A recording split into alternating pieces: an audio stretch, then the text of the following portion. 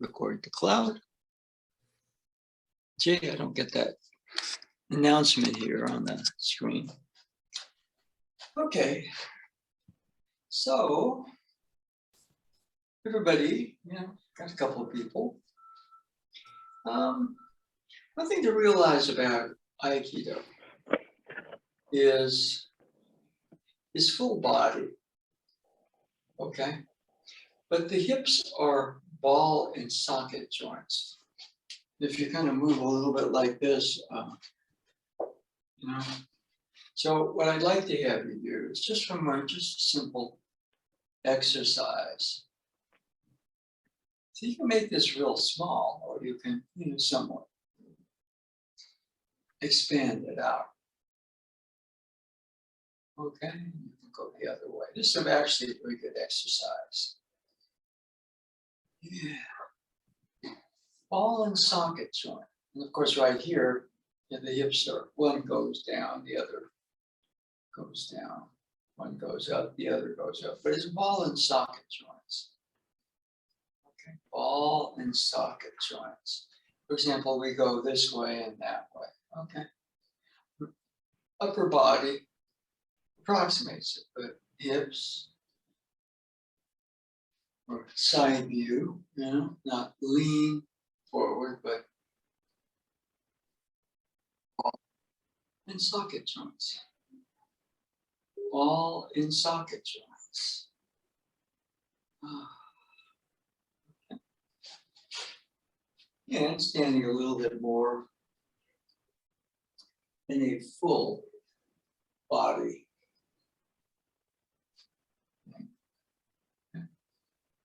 Okay, so a lot of times I'm stepping, but I'm actually just sort of putting the foot out because I'm about to fall down.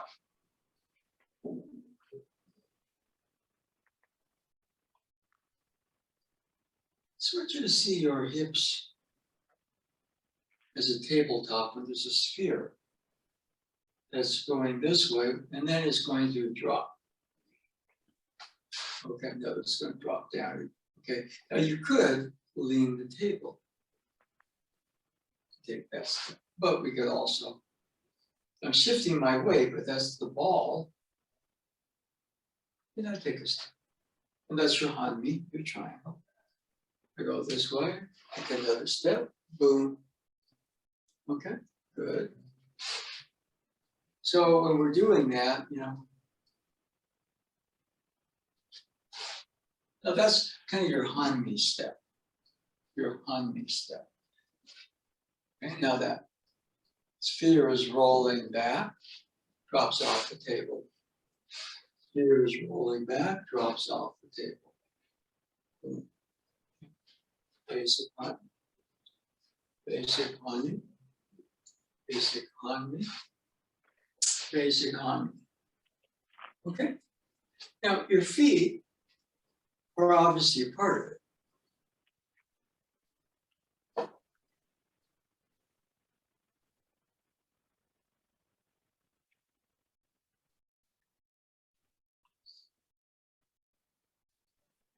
Just shifting the weight forward.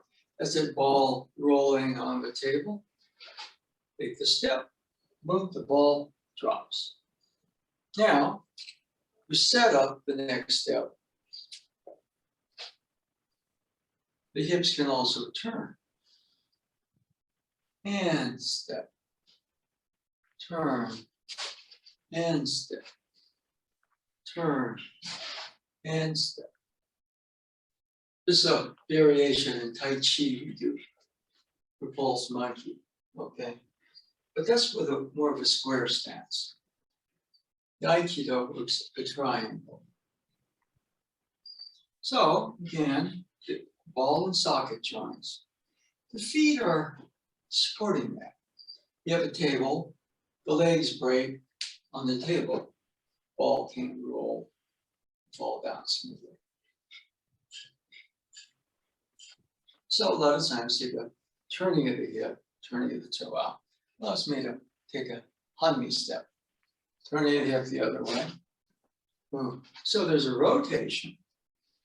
Then there's a rolling of the ball, and then there's the ball falling to the floor. So what I want you to do a little bit is just start to appreciate the hips as ball and socket joints. And how, when you're moving triangularly with the feet, the hips rotate. I'm going to take a step back.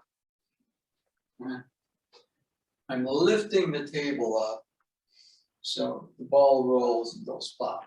No.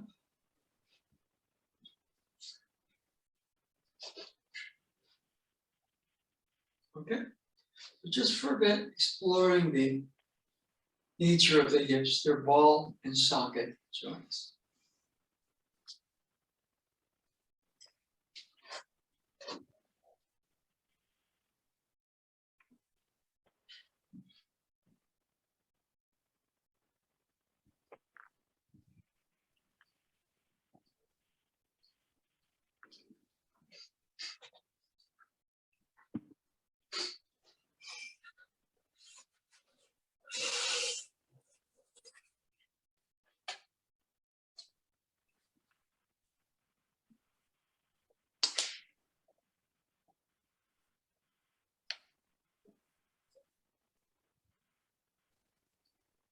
Okay, now just exploring that.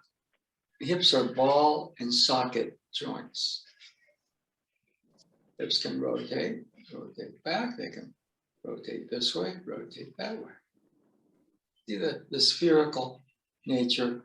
This tries to move and this locks. Yeah.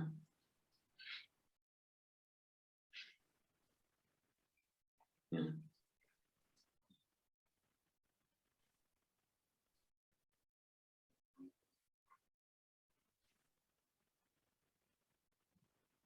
Okay. Now your body is kind of like the screen in a video game. Your hips are the console. Even sitting in a chair so you can become a bit more conscious.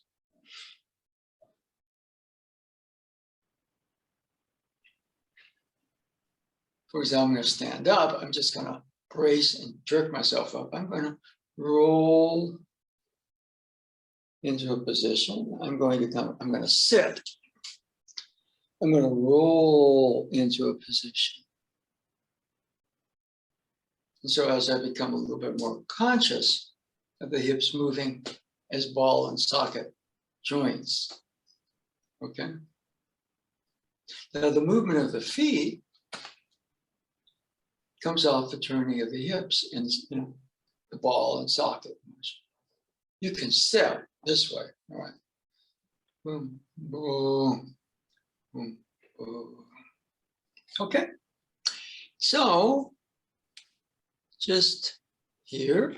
Anybody with a question or observation on that? How that changes your movement, if at all? Okay. Anybody? Hi, Sensei. This is Cliff. Yeah. So I noticed on Wednesday's class, when you had me doing that more with my hips, it definitely improved, the flow and smoothness of my throw. So I'm feeling a little echo of that smoothness when I was up moving my hips around. So that's something to think about in the future in all my Aikido classes. So I appreciate that focus. Well, the architecture of it is important. Got an idea. My feet are all down there, they move.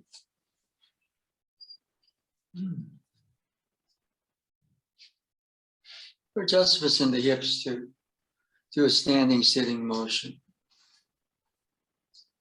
Even sitting, I'm just sort of like sinking into the chin. The hips support the spine. The head starts to float on the spine. My alertness expands. My breathing starts to settle. There's a lot of stuff that happens. Today, we're just kind of saying, okay, let's just focus on hips as ball and socket joints. Okay? And anybody else?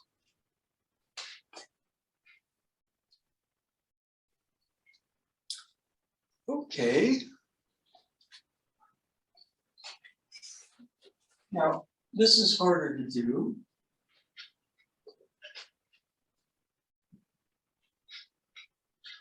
And I'm not sure I want to do a lot, but for example, here, knee is up, clunk goes that way. What if the hips rotate? See, as the hips turn, see how the knee goes lower?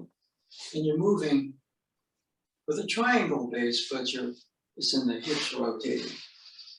Now here, I'm going to take another, I'm going to step and clunk. And see, I'm always setting that up with a rotation of the hips. And of course, part of the turning of the hips, the back leg closes. The back leg closes, this thing goes a little further there, so it goes down. So your normal knee walk, I can do the same thing going back, it's harder. You see how I must set up everything with the turning of the hips. Okay? And you hear clunk, no, so the ball and socket is a little different between dropping your knee on concrete and putting your knee down on a pillow. So a lot of times, I see people doing knee walk as people go, duh, duh. I like more of a zigzag pattern because it gets more into the way the hips are supposed to be. If you're moving in a straight line pattern, you actually wear your hips out. Now, it may take decades to do that, but all right. Take a step. Take a step. Notice how the rotation of the hips. Now, step. Step. I'm going to walk triangularly, which is, I must rotate the hips. Other than that, the hips are locking every time I step.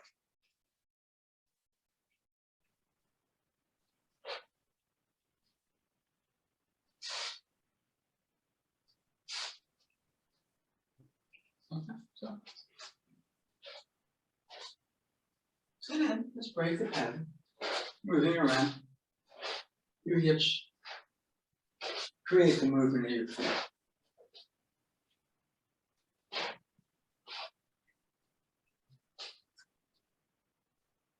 The feet are feeling the ground, but they're not locked here. If I lock the feet, I kind of lock the hips.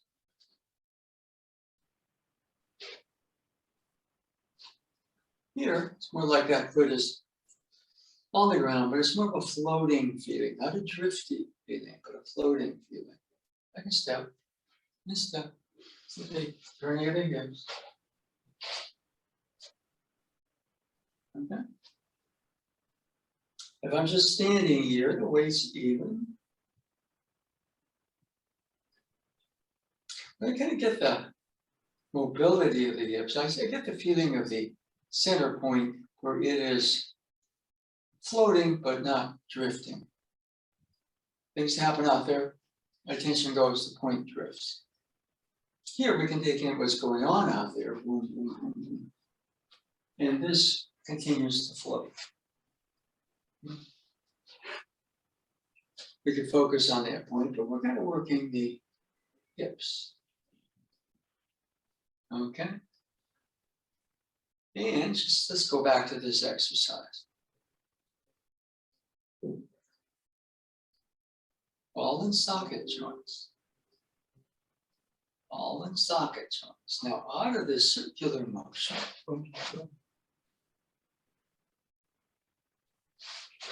couple steps. Back. Circular motion.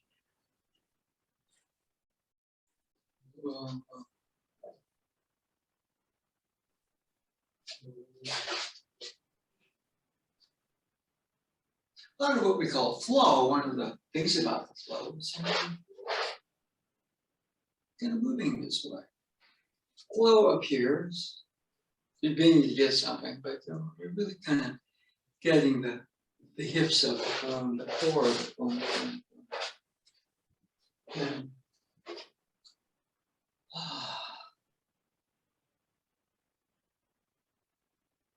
I'm just doing a regular walk. See, we don't walk, triangle walking is can be very, very rigid, but since we're rotating, we could alter that, move in another direction if we need to. But when you're regularly walking, somebody who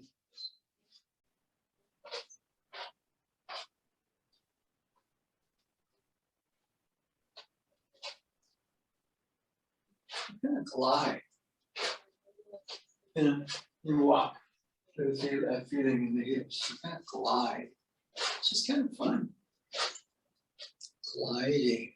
It's different than you gotta go somewhere. No, I'm gonna glide. Okay. So move around a little bit.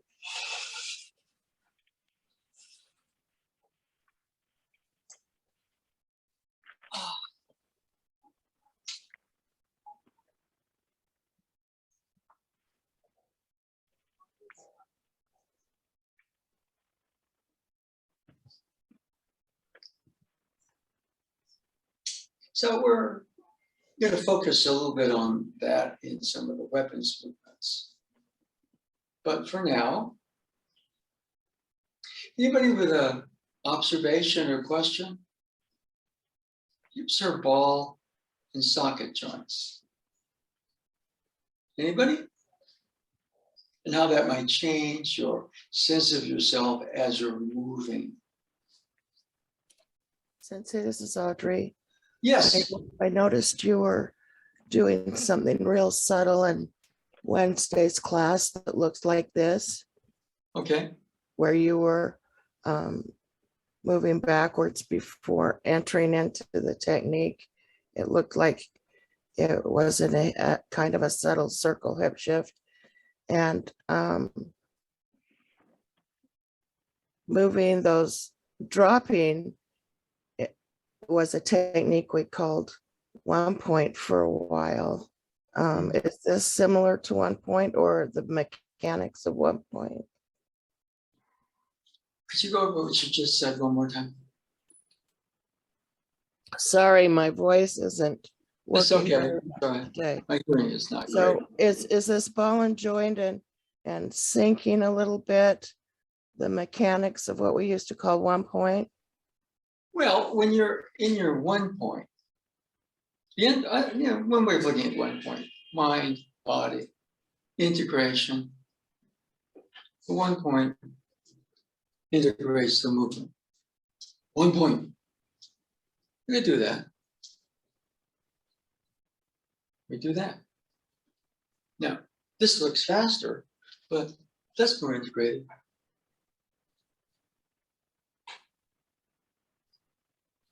So 1 point,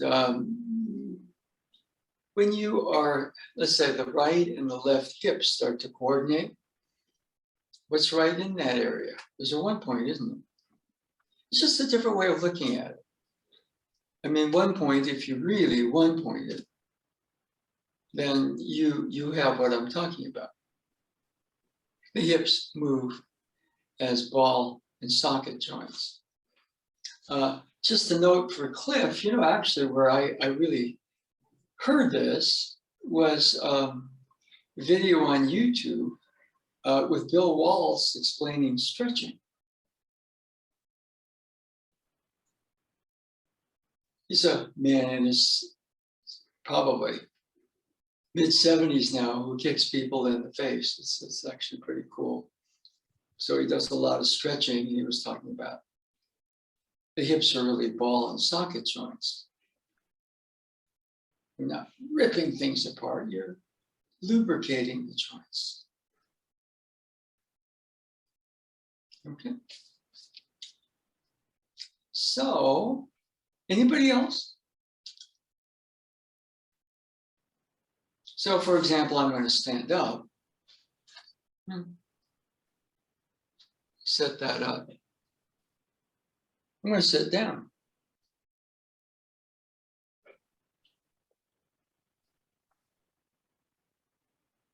Or I'm just going to sit still for a second or two.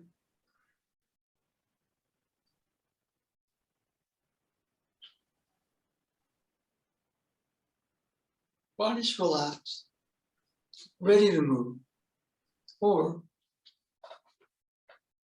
ready just to sit, ready to be ready.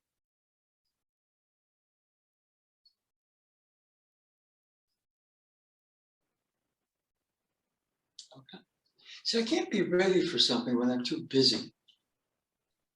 Too busy. Ready. Means you're kind of calm, you're clear. Body's ready to move if it needs to, or to relax and settle. Your consciousness is clear and adaptable. And those are definitions of the 1 point.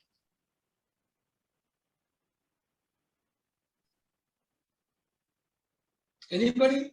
Before we move on to the next thing.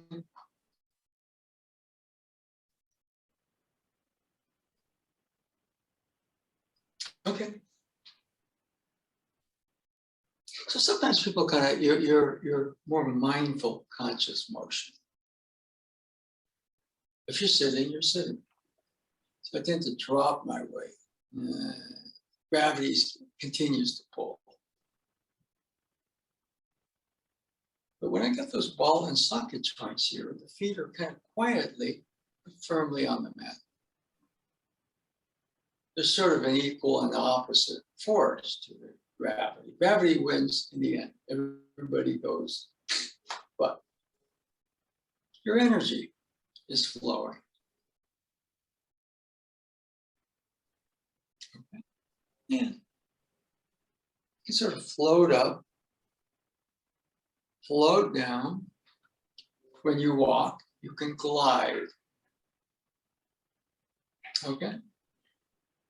So there's just practices that you can begin to do that. Then transpose into the Aikido movements.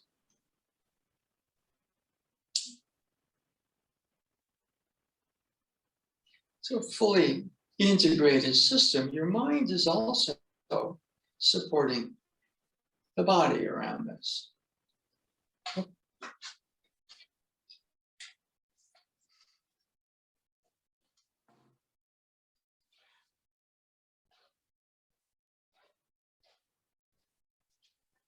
Let's see.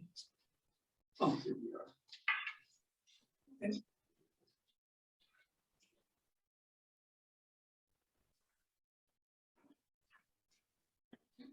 Now,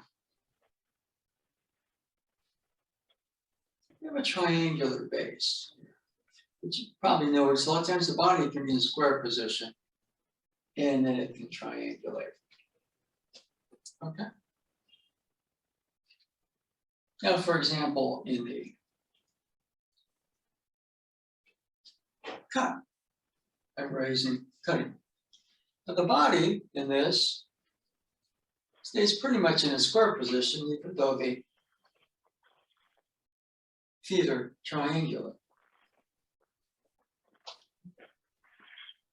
But, boom, or, boom. There's a rotation in the body. There's a tendency initially for the lead knee to turn in, but it goes straight. The feet do provide a base. Let's go straight up. Boom. But those ball and socket joints. If I keep the body square, I get the ball and socket joint. It goes back and goes this way. But when I do this, notice how it's just like same thing. I'm getting off the line of my own cut.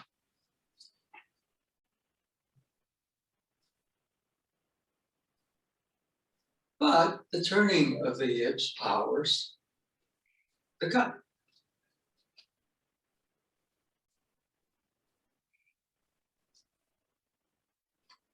So when somebody says, get your hips in the cut, you lean.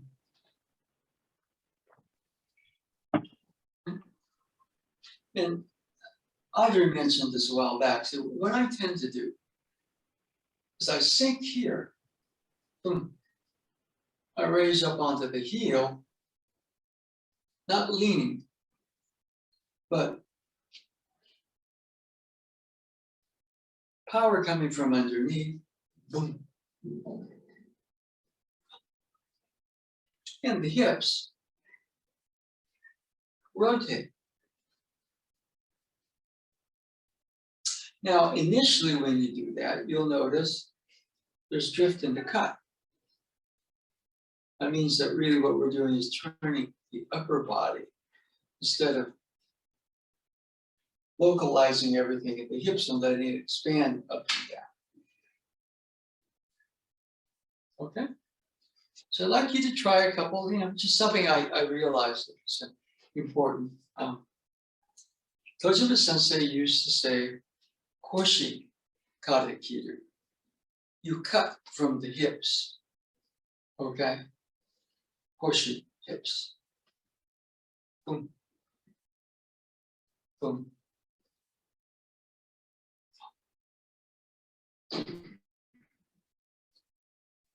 Or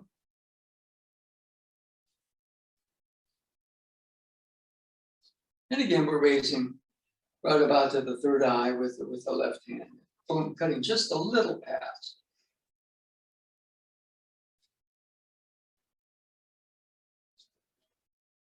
All right. Boom. Okay. So even that basic suburi cut, you are getting power from underneath and boom, exploding out through your hips. Now the hands have to be proper. If there's tension in the shoulders and there's dropping of the weight out there, it tends to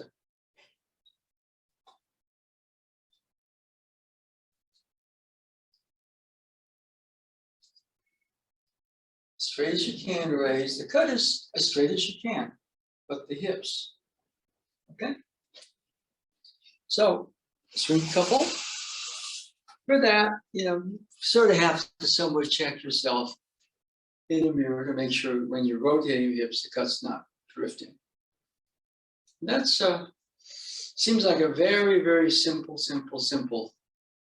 thing. But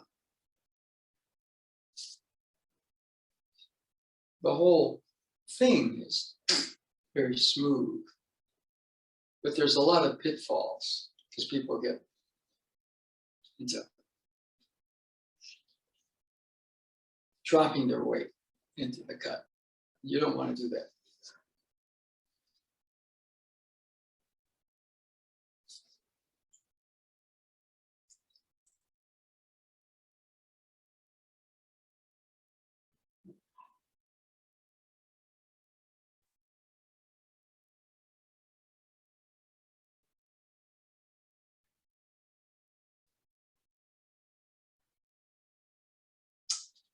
Okay, anybody just on that basic cutting motion?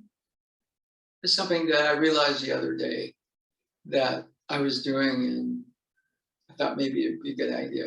You could be doing it too. That's the other thing. All right, but making it conscious. Anybody notice anything on that sword cut?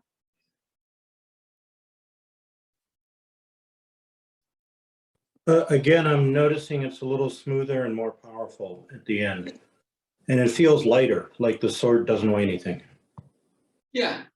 See, a lot of times, I mean, let's say you wind up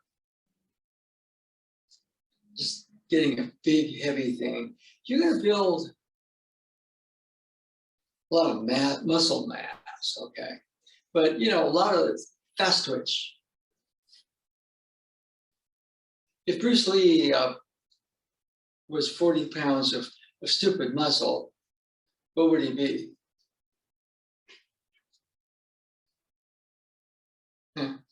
I mean, all of his stuff, he did that stuff, but fast twitch. And so, you know, we translate that when you're extending your ki, boom. When your mind is not too busy and getting in the way, boom, that's what it kind of feels like. Okay? So a good observation, it sort of lightens up, doesn't it? Because you're not swinging so much from your arms, you're swinging from your core. Okay? And you're also changing or deepening your pattern of motion. Okay? Anybody else on that? That, by the way, you know, is a real tricky one. That cut. You know, I've been doing it for 50 years. You know, Tojiba Sensei told me, if you get this in 5 years, it's fast. So I said, probably take me 50 years. And you know, he looked at me and said, you know, 50年でも早い. If it takes you 50 years and you get it, that's fast. Okay, whether it's 5 or 50, because you know the intricacies of it, the real kind of mysteries of it.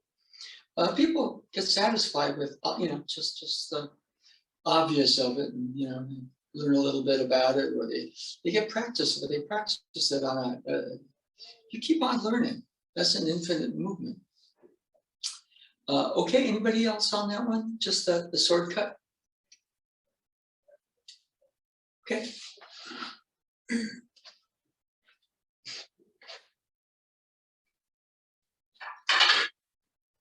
And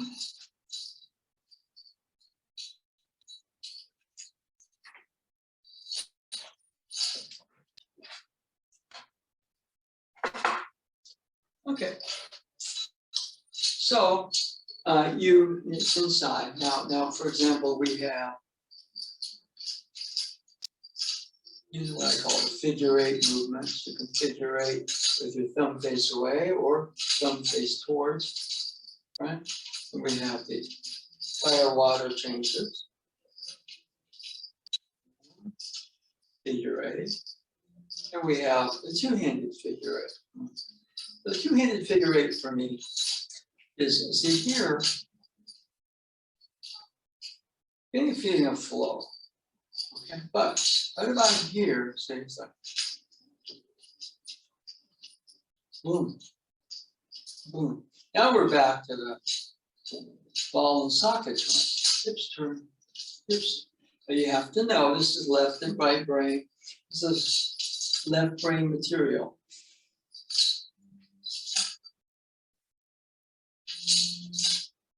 What do you form? You're forming a figure 8.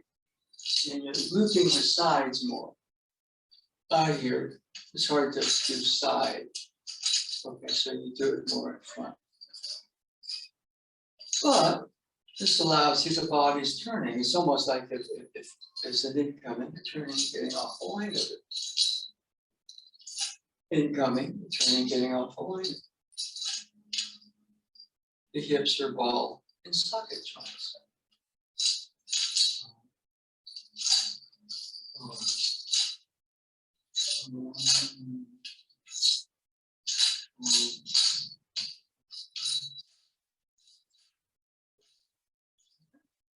What I'm about to say a little bit, for example, there's coordination of the hands as the hips turn. All right, but we kind of want to get to hips turn, hips turn. And the hands start to do what they're supposed to do. Foot moves, hip turns, feet move and do what they're supposed to do. So when you start to coordinate through the hips, ball and socket joints, everything kind of smooths out. Okay. For example, I'm going to go this way and this way. But when the hips are, boom, boom. There's two movements, but this is definitely, this gets heavier to get faster. This, this, this. I'm getting out of the line of that one, off the line of that one. Body turn.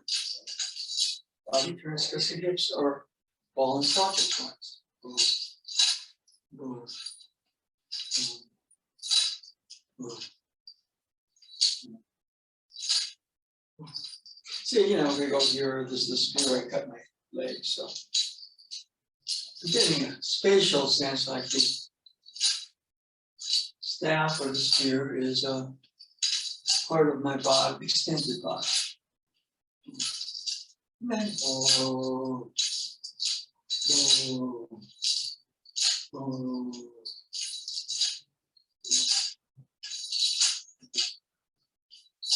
Well, now you can do that. Once you get that, this starts to kind of ball and socket joints.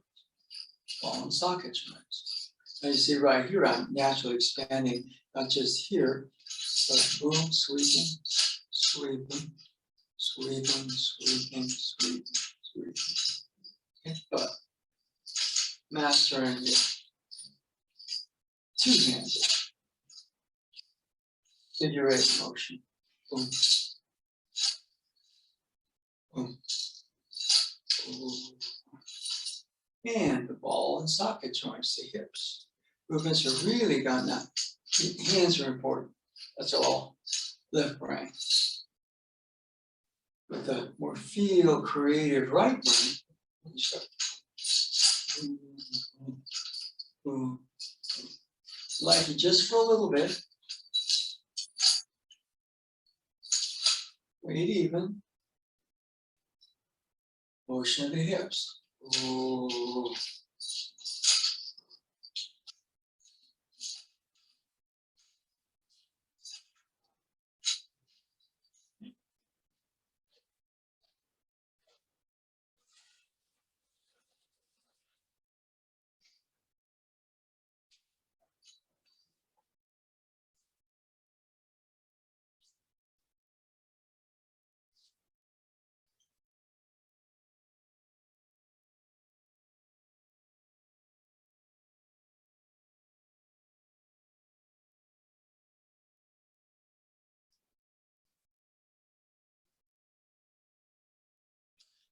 Okay, anybody notice anything on the figure eights? The hips? Ball and socket joints? Anybody? Well, I did notice that when I just move the hips, the hands do follow. So that I can confirm that. You said when you move the hips, what followed? The hands in the Yeah. double-sided figure eight. Yeah, the hands, we that's all left brain. Okay. In some sense, I mean, things like imagination, creativity, feeling, right brain stuff. You feel through the body. Left brain, there's body activity with it. It's a little different. Okay. To the moment. So with another. Right. So this way. Boom, boom, boom, boom. Okay. So the hands start to follow the hips, don't they? Okay. Now in Aikido, for example, you're working with somebody, you're doing a movement. You feel their weight, and so you go into your own weight to move their weight. Right. Boom. There's hips in that motion. There's a boom, that motion, that motion, that motion, that motion, that motion, that motion. So it's something to now what we're going to do is try to follow me. I'm just going to go through some more advanced patterns. Okay. And again, the theme: the hips are ball and socket joints.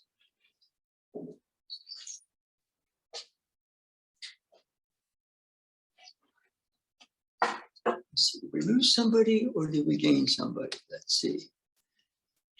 Actually, we gained somebody. That's good. Hi, Yarrow. Okay, quick recap. Hips are ball and socket joints. Okay. All we're doing is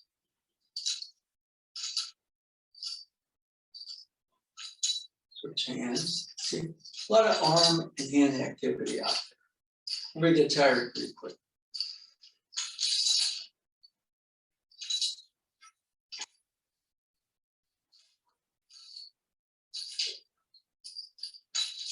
Now, the two-handed.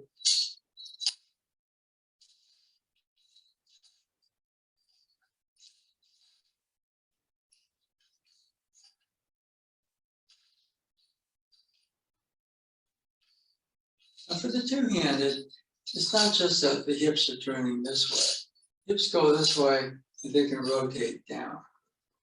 Boom. Create a springboard mechanism. So, boom. Okay, so hips are ball and socket joints. And then move. Foot leads. No, the hips turn to set up that motion.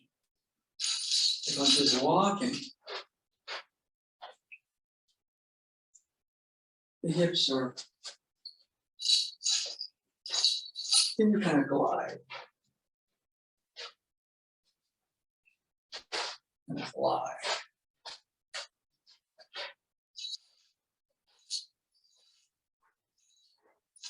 Now, what I'm doing right there is just something clear. So, in other words, what we do, we're turning.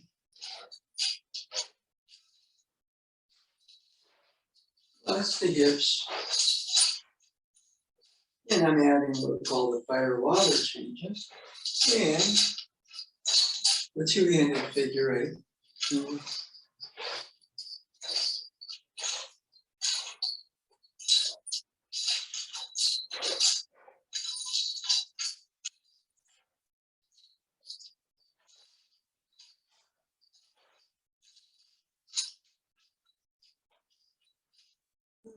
Oh, there.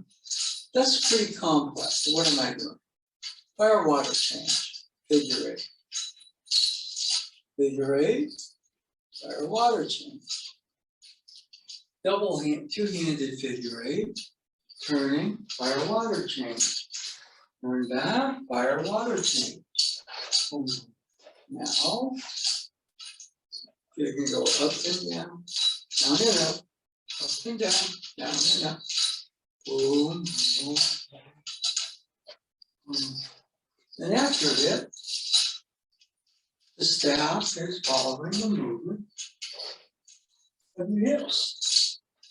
And of course, if there's some left brain activity you need to kind of get the changes, but you try as best you can to minimize that and stay more in the flow experience, which is happening when you're in the hips. Boom, boom, boom, boom.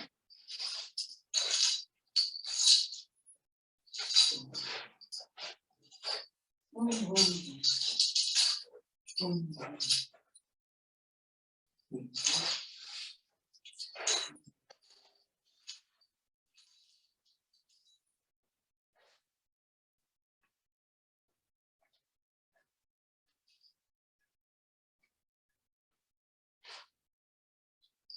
Boom, boom, boom, boom, boom.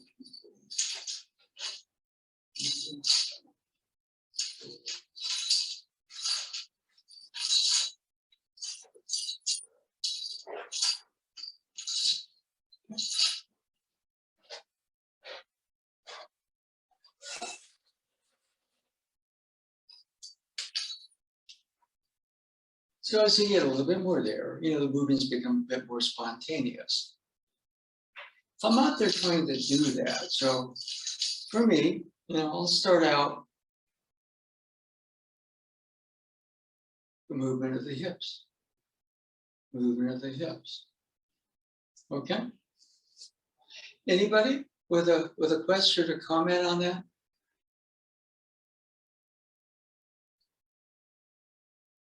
Cliff, anything you want to add to that?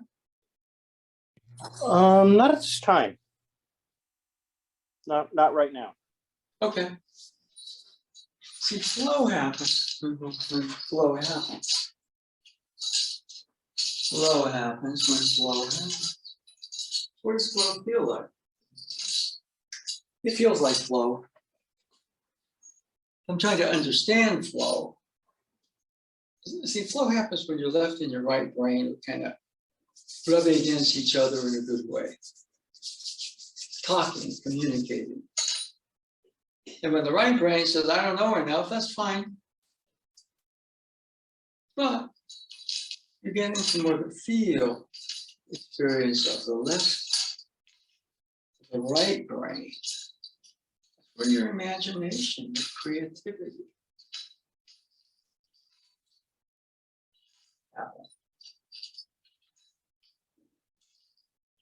Here we're doing primarily hand changes, but see, I'm feeling the ball and socket joints, you know, the hips sitting on the chair.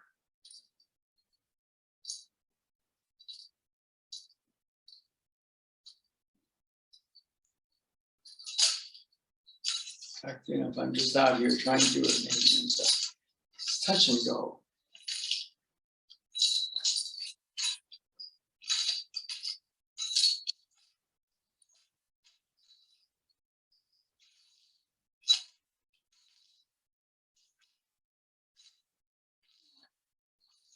I just sort of sit.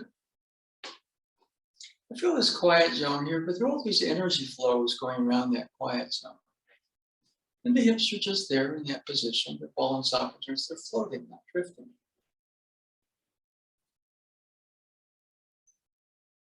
So anything is particular practice. The hips in Aikido are important.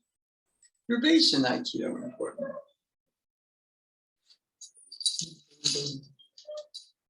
Sometimes do it. I'm going to get up and do that motion. You're in that easy place where your feet are on the ground. Your hips are ball and socket joints. They kind of are in a floating state. Now what happens is there's motion. Boom. Something just happened. And see, the mind took over. No intention took over. There's an intent to do that motion. That intent also is creative, smooth. Boom, can also explode if you need to. And throughout it all, you just want to be kind of in that calm, clear state where things flow through. And of course, you know, we got to understand it. So yeah, there's going to be some left brain activity. We need it. But when this dominates and this kind of withers, it's, we get very confused. And this one, the feelings are a lot of emotions, and they're not communicating. There's friction. Well, but there's attraction anyway. There's a natural attraction to being in a relaxed, clear, creative space with yourself. Okay, anybody before we move on? Okay.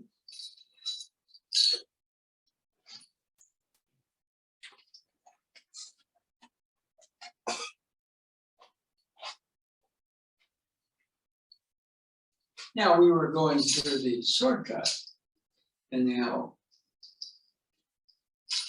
feet are triangular, but body's square. So I'll do the same thing here.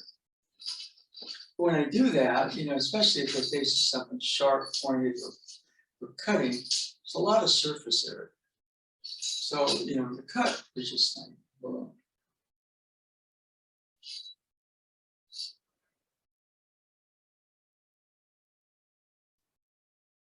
It's like the right hip kind of gathers, the left supports it. Okay. There are a lot of photos of, since they climbed, in his old, he's climbing these stairs to shrines and people were pushing him. But I've been told really what was happening. He was going like this and pulling them along. Okay. Okay, we're helping that old man. Now he was going this way. His energy was pulling them along. Okay, so one of the things here is, and now, for the staff, the thrusting motion. Form thrust is right about there. So what I want you to see,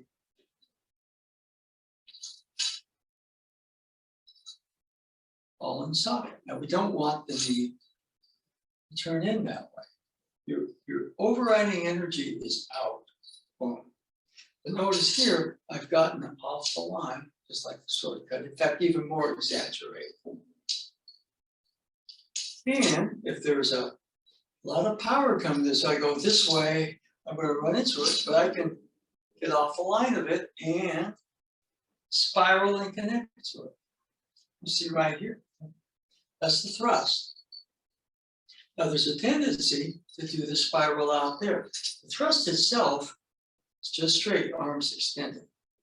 But what happens when the hips are ball and socket joints, which is really increasing the triangulation of the body, you get the thrust being a spiral. This is graduate school stuff. See, if somebody's coming this way, I don't have to. Now I'm going to adjust if something's coming at me, but thrust is coming this way.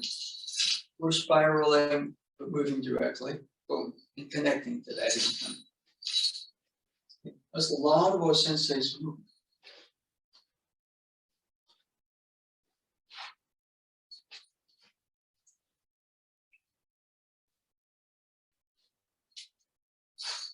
When I set, I have to unset to move. The hips can float, but they don't set.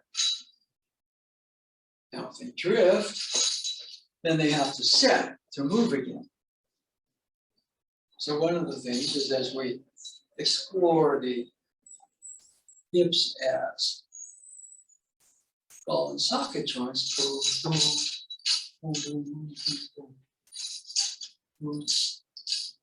see the left brain, all these are things that at some point you've done or seen before the left brain is picking it up. But when the left brain owns it, so the right brain, creativity, imagination, feeling, a more artistic brain. So just within this, you see where, notice how this is a straight thrust. The rotating of the hips, further triangulation of the body gets you off the line of an incoming and also powers the thrust out. Boom. Okay? That's graduate school stuff. Likewise, let's say we go over here. Now we're using a spear point can cut as well. And again, my feet are triangular, but my body is kind of square. What we're doing right here. This is like the sword cut.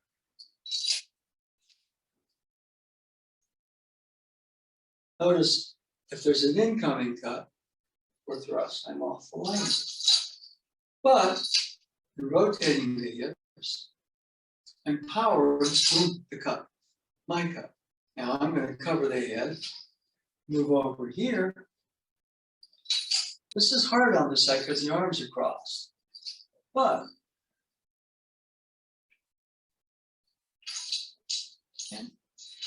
That's graduate school stuff. Okay. So even in your basic movements,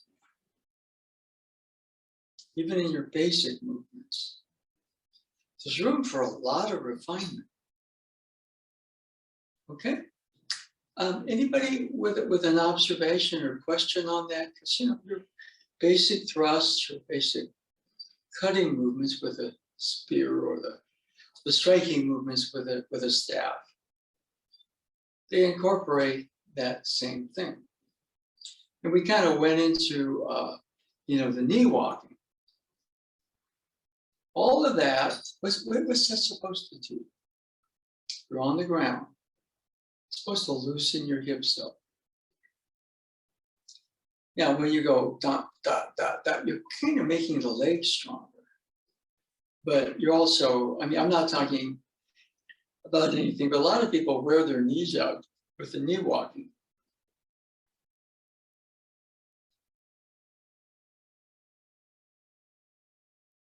Turning of the hips sets up the ball and socket joints rotating, which transfers to the leg.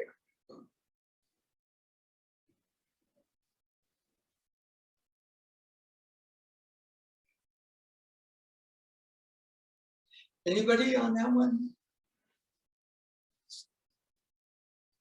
In some sense, it's pretty simple. Simple is the way that Ano Sensei put it. Simple is not easy, but it's what Bruce Lee called. He said it's the daily shedding, not a daily adding. You have to have a certain amount of something. Then what you're doing is you're pressing delete on things that are kind of, you're too attached to. It's keeping away from your true potential.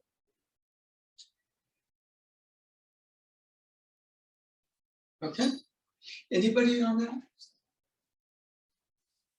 Okay, so, this was kind of you can practice it. As I said, one of the things you can do if you're walking,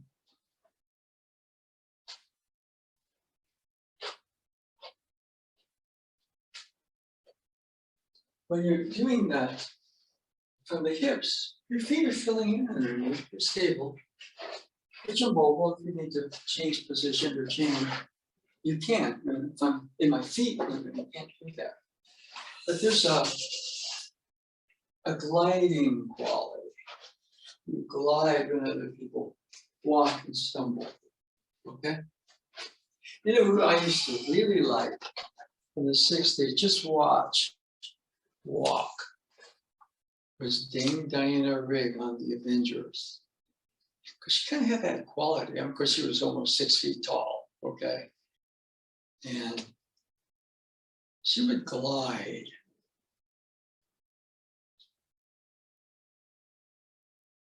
Okay. So anyway, I think that's it for today. I just want to mention, we are having class 11:30 on Sunday, Aikido of Mountain View. And I started teaching at San Jose State. Okay, so I'm already going, but it's been online. Monday is the first day of in-person. And so that's 8:30 to 10:30. And day gets very long.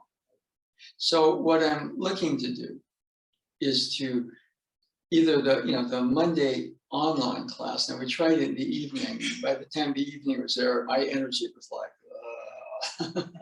So I'm wanting to put that on hold for now. Maybe when it's summer or whatever it is, we can do that. But we'll still have, well, today's Friday. We have the in-person classes Wednesday and Sunday. And we also have the Tai Chi class on Thursday night. So we had one last night. I'm thinking also the Tai Chi format, maybe changing it a bit, because we tried starting a class and it just didn't go. But we had a a woman, I think it was named Laura, who came in and she just tried the class.